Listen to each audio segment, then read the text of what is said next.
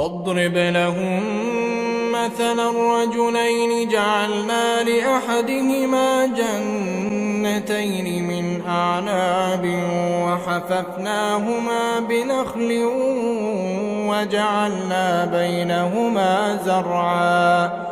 كلتا الجنتين آتت أكلها ولم تظلم منه شيئا وفجرنا خلالهما نهرا وكان له ثمر فقال لصاحبه وهو يحاوره أنا أكثر منك مالا وأعز نفرا ودخل جنته وهو ظالم لنفسه قال ما أظن أن تبيد هذه أبدا وما أظن الساعة قائمة ولئن رددت إلى ربي لأجدن خيرا منها منقلبا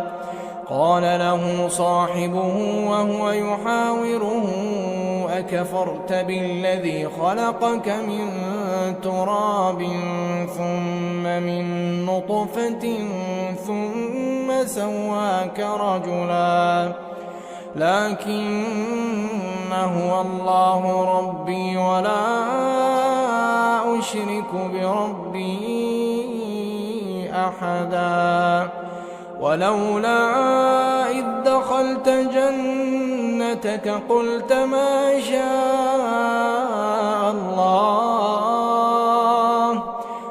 ما شاء الله لا قوة إلا بالله إن ترني أنا أقل منك مالا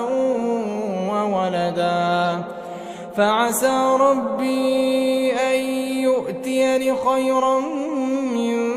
جنتك ويرسل عليها حسبانا من السماء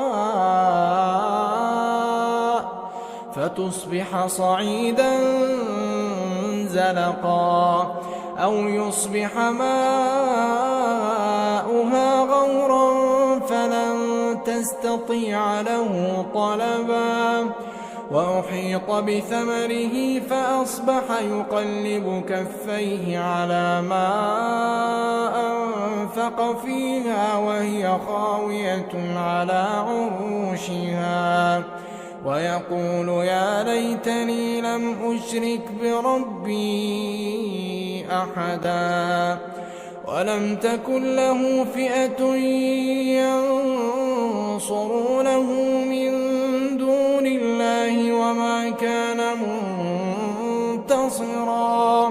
هنالك الولاية لله الحق هو خير ثوابا وخير عقبا واضرب لهم مثل الحياة الدنيا كماء إن أنزلناه من السماء فاختلط به نبات الأرض فأصبح هشيما تذروه الرياح وكان الله على كل شيء مقتدرا.